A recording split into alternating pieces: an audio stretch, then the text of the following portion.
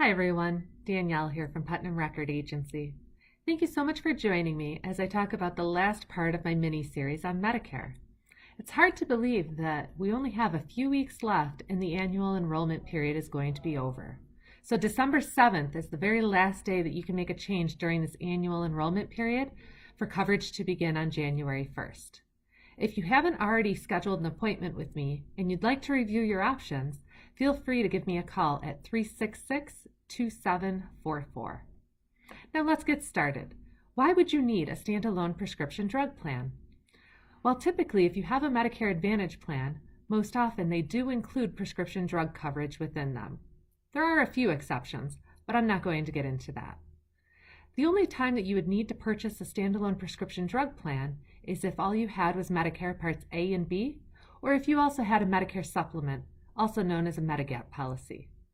With those options, they do not include prescription drug coverage. And with Medicare, although it's not required, if you don't purchase a standalone prescription drug coverage or have credible drug coverage within 63 days of becoming eligible, you will receive possibly what's called a late enrollment penalty. The late enrollment penalty is calculated by each month that you were eligible and did not take it out. So after 63 days, if you went an additional 12 months without taking out a drug plan, that would be 12%. So 12% of the national average cost of a prescription drug plan would be added as your late enrollment penalty. This amount is in addition to whatever the premium is that you have to pay to have the prescription drug plan.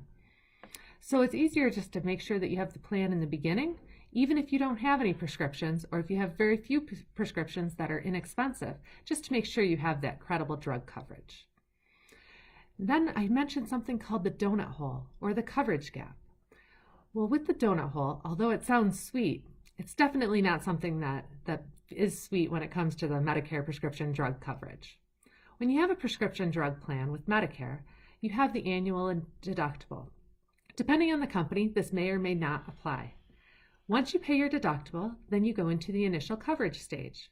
At that stage, you pay your co-payments that correspond with the tier of your medication, and the insurance company is paying the rest for the cost of that drug.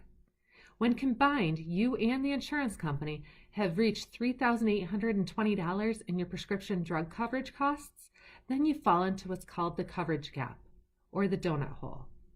At that point, instead of paying the co-payments that you're used to paying, it becomes a cost-sharing situation. You start paying 37% of the cost for the generic drugs, or 25% of the cost of the brand name drugs, until you're out of pocket. That means what you paid in your initial coverage stage with your co-payments and the cost sharing during the coverage gap reaches $5,100. Now, if you reach $5,100, then you go into a catastrophic phase. At that point, you start making lower co-payments again for your prescription drug coverage. Now, this rolls out brand new each and every year, so it doesn't carry over year to year.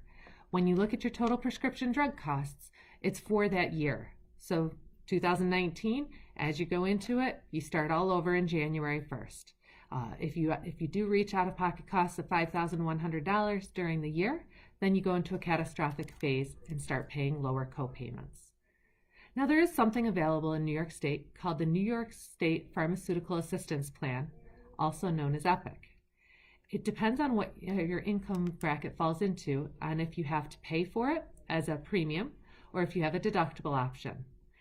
Some people may not qualify as well, but if you do not have EPIC currently, I would suggest that you go online and check, or give me a call and I can send you an application and you can check it out and see if you qualify.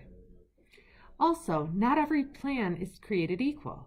So what I would suggest is that you take a list of your prescriptions and you check what the co-pays are, the premium is, if there's a deductible, and if there's a deductible on all tiered drugs, or if it's just on the higher tiered drugs, to see what plan best suits your needs.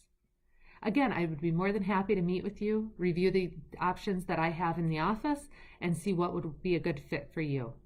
You can reach me at 366-2744. And again, the annual enrollment period ends December 7th. I hope to see you soon.